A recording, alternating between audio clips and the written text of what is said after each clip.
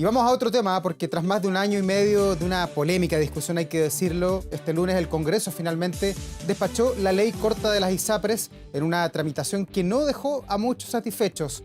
Queremos profundizar en este tema y para eso nos acompaña el vicepresidente de la Cámara Alta, el senador de Demócratas, Matías Walker. ¿Cómo le va, senador? Gracias por esperarnos. Hola, Davor. Encantado. Ahí aprovechamos de escuchar la intervención del presidente de la República. Bueno, senador, hablemos de la ley corta de las ISAPRES. Escuchamos múltiples declaraciones de senadores y de diputados. Finalmente, ¿usted con qué sensación se quedó? ¿Fue esto un perdonazo a la abultada deuda que tenían las ISAPRES con los afiliados? No fue un perdonazo. Acá el Congreso Nacional y también el gobierno, liderado por la ministra de Salud, Jimena Aguilera, actuamos con sentido de responsabilidad, permitiendo cumplir el fallo de la Corte Suprema, pero velando por la estabilidad de todo el sistema. Lo dijo la ministra y yo comparto esa afirmación. No solamente el sistema de ISAPRES.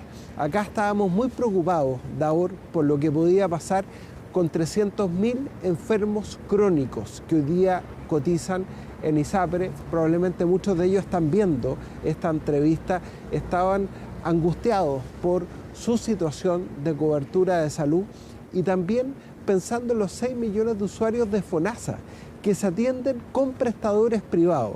Acá lo que podía ocurrir de no mediar una solución legislativa era un efecto cascada, vale decir que la quiebra de la ISAPRES iba a provocar también la quiebra de los prestadores privados donde se atienden 6 millones de usuarios de FONASA bajo la modalidad de libre elección. Evitamos esa catástrofe sanitaria, se va a cumplir el fallo en condiciones tales que permita la sostenibilidad del sistema. Siempre desde el presidente Lagos en adelante, Chile ha tenido un sistema integrado de salud. Pensemos lo que es el auge, pensemos lo que es el GES, donde prestadores públicos y privados contribuyen a otorgar coberturas de salud. Si solo hubiésemos emigrado hacia un sistema público de salud, como quería parte de la izquierda, eso hubiese sido una catástrofe sanitaria. Pensando en que 44.000 pacientes fallecieron en el sistema público de salud en listas de espera. Con eso en cuenta es que finalmente tomamos una decisión responsable al aprobar por amplia mayoría esta ley corta. Claro, fue por amplia mayoría en la Cámara Alta y en la Cámara Baja también del Congreso, pero más allá de sus palabras que son bastante alentadoras en torno al futuro de las ISAPRES y del sistema de salud privado, anoche veíamos el comunicado de la propia Asociación de ISAPRES que decía, bueno, esto es un paso, pero no está todo listo. Les cito textual, dicen ellos, no es posible anticipar ahora la viabilidad del sector. La crisis aún no está superada. ¿Cómo recibe usted como legislador esta voz de las ISAPRES? Bueno, ahora las ISAPRES tienen que hacer la pega. ¿Sí? Desde el año 2010 que el Tribunal Constitucional les dijo, señores, ustedes no pueden discriminar. No pueden discriminar por preexistencia, no pueden discriminar por género, por edad, por sexo. Y es cierto, también el legislador le había costado encontrar una fórmula. Me acuerdo cuando el ministro Malianich propuso un proyecto de ley, ¿qué es lo que decía la izquierda? No, es que vamos a legitimar la ISAPRES, tenemos que avanzar hacia un sistema estatal, y en toda esa discusión ideológica se perdió mucho tiempo. Pero ahora las ISAPRES tienen que hacer la pega, tienen que bajar los costos, tienen que cumplir con la circular que ayer emitió la Superintendencia de Salud cumpliendo el fallo. Van a tener 13 años para pagar la deuda, salvo en el caso de los mayores de 65 años y los mayores de 80 años, que va a ser en un plazo mucho menor, de 3 y de 2 años. Pero acá las ISAPRES tienen que sistematizar. Finalmente, la industria tiene que bajar los costos, tienen que finalmente mejorar la eficiencia del sistema como aseguradores que quieren competir en un mercado sano, que no discrimine, entendiendo que hay un bien público que es la salud de todos los chilenos y chilenas. Ya, pero a su juicio, senador, salieron fortalecidos los 2.700.000 chilenos que van quedando todavía en las ISAPRES. Muchos han ido, hay miles que han emigrado hacia FONASA, pero quedan todavía un grueso de la población, un número alto, 2.700.000. ¿Salieron ellos favorecidos o no? Porque hoy día uno hace doble clic, ve los artículos de la prensa y muchos dicen, bueno, las mujeres ganaron, pero los hombres jóvenes salieron perdiendo con estas decisiones que se tomaron en el Congreso. Bueno, a propósito de la mutualización que nosotros planteamos y que tenía que ver con eso también, ¿no? Que a quienes se había cobrado de más, esas deudas se compensaran con los créditos de quienes se había cobrado de menos. Pero más allá de toda esa discusión, ¿qué es lo que más nos preocupaba? Y no solamente nos preocupaba, nos angustiaba. Esos 300.000 pacientes crónicos, esos adultos mayores que nos están mirando, que están viendo esta entrevista, que no sabían si mañana, pasado mañana, el próximo mes iban a poder atenderse, si les iban a respetar el bono, no solamente en el sistema de ISAPRES, sino también el sistema de FONASA, pensando en esos 6 millones de usuarios de FONASA que se atienden con prestadores privados en modalidad de libre elección. ¿Cuál era el problema, Davor? Que había una tremenda deuda de la ISAPRES, pero también de FONASA, con esos prestadores privados a lo largo de todo el país. Entonces, de no mediar la ley corta, se hubiese producido un efecto cascada. La quiebra de la ISAPRES hubiera implicado también la quiebra de todo el sistema privado de salud, de todos los prestadores privados, y eso lo entendió muy bien la ministra Jimena Aguilera, y probablemente acá hubo una discusión dentro del propio gobierno, donde se impuso el criterio de la ministra de Salud, y ella convenció al presidente de la República que de no mediar una solución y un acuerdo en la Comisión Mixta de Salud se hubiese producido una catástrofe sanitaria. Ahora viene la discusión de la ley larga, que el gobierno se comprometió a enviar en octubre, donde tenemos que velar porque en Chile tengamos un sistema integrado de salud, como bien lo entendió el presidente Lago en el Plan Auge, entre los prestadores privados y los prestadores públicos, que funcionó bien durante la pandemia, donde evitamos decenas de miles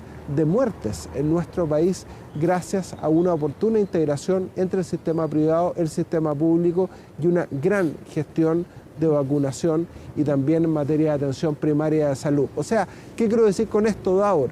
Que ya hemos demostrado como país que somos capaces de avanzar cuando ponemos la salud de los pacientes en el centro. Sí, ya me voy a meter en la ley larga, que es lo que muchos esperan que venga ahora, pero para cerrar un poco lo que fue la discusión en el día de ayer, senador, usted hoy día tiene una posición muy alta, es el vicepresidente de la Cámara Alta del Senado, miembro del Poder Legislativo, y volviendo al origen de todo esto y lo que ha sido esta discusión de 1 año y medio, ¿usted siente que el otro poder del Estado, el Poder Judicial, se excedió con esta altura famoso fallo de la tercera sala de noviembre del 2022, donde de alguna manera el Poder Judicial, y así lo dicen múltiples abogados y analistas, mandató a hacer una política pública, mandató a otro poder del Estado para que solucione un problema de políticas públicas, lo que ha sido muy criticado a lo largo de este año y medio? ¿Cómo lo ve usted? ¿Cuál es la reflexión final que puede hacer en torno a ese tema? Bueno, el fallo fue inédito, ¿no? Porque en general los fallos en nuestro ordenamiento jurídico tienen efectos relativos, afectan solo a las partes que demandan, ¿no es cierto?, el restablecimiento del imperio del derecho mediante una acción judicial, en este caso una acción de protección. Pero también hay que entender que era tal la magnitud de acciones y era tal el volumen de requerimientos al Poder Judicial que en un momento el Poder Judicial estimó que esto debía tener efectos generales. Y hubo discusiones dentro de los propios ministros de la Corte Suprema, que no es primera vez que ocurre en nuestra historia judicial. Es propio de las discusiones dentro de un órgano colegiado. Pero ¿qué es lo importante? Que la Corte Suprema mandató al gobierno, al superintendente de salud, a emitir esta circular, y nosotros le dijimos al superintendente de salud: ¿sabe qué, superintendente? Esto usted no se lo puede comer solo.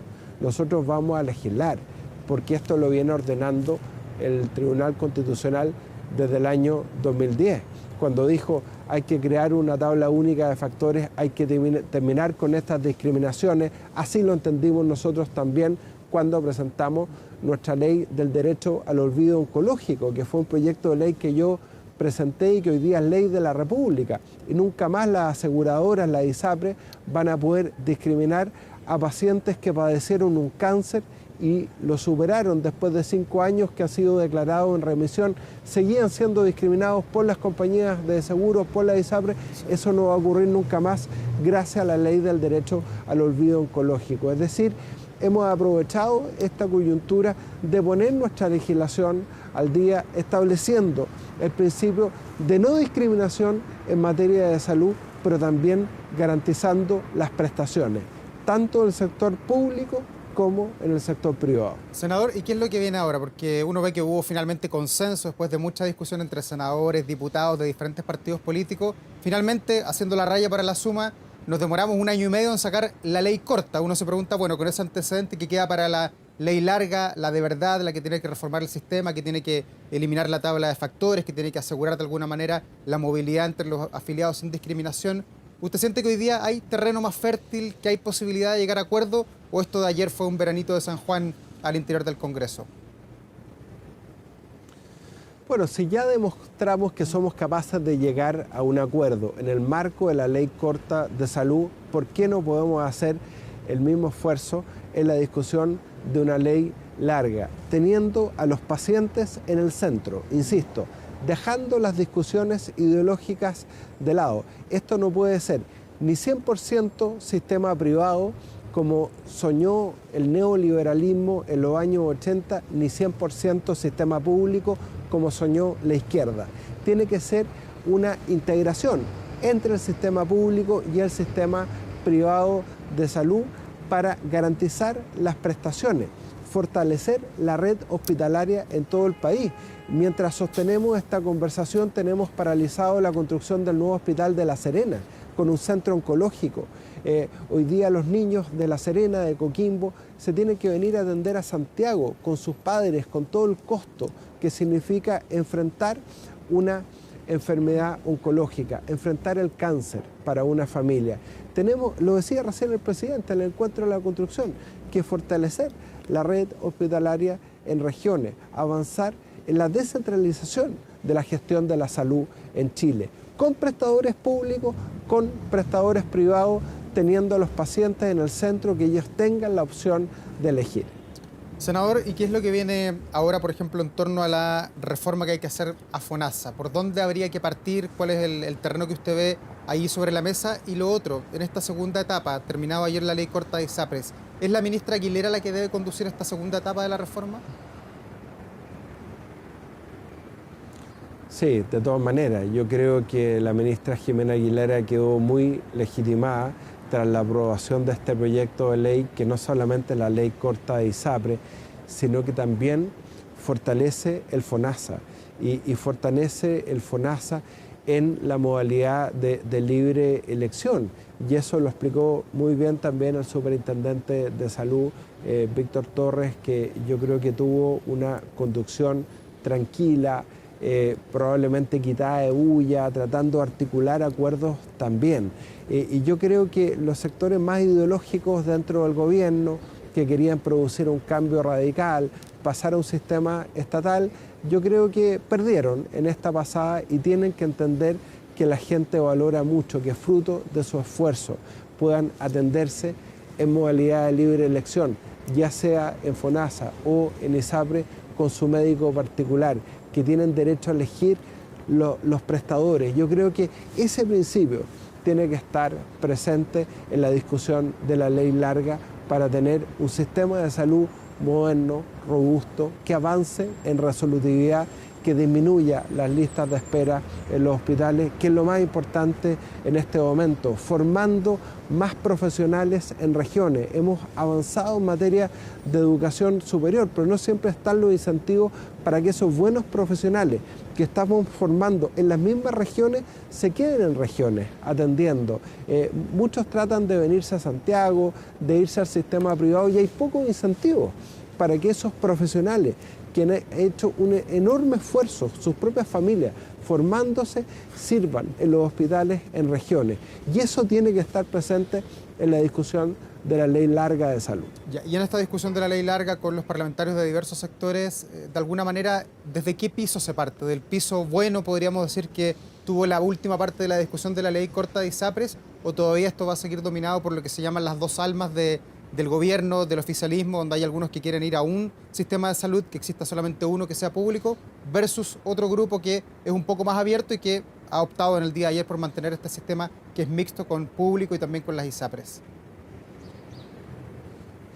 Bueno, es cosa de escuchar las encuestas. Nosotros veíamos la encuesta CADEM, todas las encuestas muestran que la gente quiere tener libertad de elección, que no quiere que se les discrimine por preexistencia, por edad, por género. Yo creo que es muy importante quedarse con este buen sabor que tuvimos con la aprobación de la ley corta, con este acuerdo transversal, bajo el liderazgo de la ministra de Salud, Jimena Aguilera, donde la oposición también actuó con mucha generosidad. Estas fueron indicaciones del gobierno, pero o sea que aprobaron finalmente con más votos de la oposición que el propio gobierno. Pero finalmente yo me quedo con ese resultado que tenemos que proyectar en este nuevo trabajo conjunto con miras a la ley larga que se va a discutir en octubre y probablemente en la cuenta pública del presidente de la República el 1 de junio. Él ya debiera lanzar lineamientos, principios básicos orientadores de lo que va a ser esa discusión. Ya, ¿y usted siente como vicepresidente de la Cámara Alta de que vienen nuevos tiempos, de que mejoró el clima de alguna manera? Y se lo pregunto porque esta mañana en una entrevista su propio hermano Antonio Walker de la Sociedad Nacional de Agricultura dice que no sacamos nada con seguir quejándonos, queremos aportar. Lo suma a lo que decía el presidente Gabriel Boric, que siente él que coincidió en casi todo lo del discurso de Juan Armando Vicuña de la Cámara Chilena de la Construcción. Dice, estamos en sintonía, vemos las mismas prioridades. ¿Usted siente que se revolvió tanto el naipe en esta semana que ahora todos tienen una mirada en común respecto a lo que hay que hacer en el país? Bueno, por supuesto, Chile nunca debió abandonar el camino de los acuerdos y por eso la semana pasada fuimos a ver al presidente de la República y el ministro Marcel, las mesas del Senado y la Cámara de Diputados.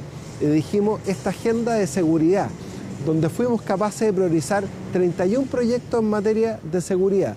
Solo quedan 7, muy importantes: ley de inteligencia, ley de reincidencia, defensoría de las víctimas de la delincuencia. Ahora vamos a estar acompañando a Carabineros también en el homenaje, en el reconocimiento póstumo a los carabineros que fueron asesinados. Tenemos que darle más atribuciones a Carabineros, a las Fuerzas Armadas, a Gendarmería, que eso se prolongue en un fast track de agenda legislativa en materia de crecimiento económico, la permisología que está ahogando a las pymes, a los proyectos de inversión, obviamente el cumplimiento tributario, que se paguen los impuestos para invertir en seguridad, invertir en hospitales, en la educación, pero siempre en un clima de acuerdo, dejando los odios detrás. Y yo espero, Davor, que ese clima se prolongue con la aprobación en junio de la idea de legislar de un acuerdo en materia de pensiones. Yo creo que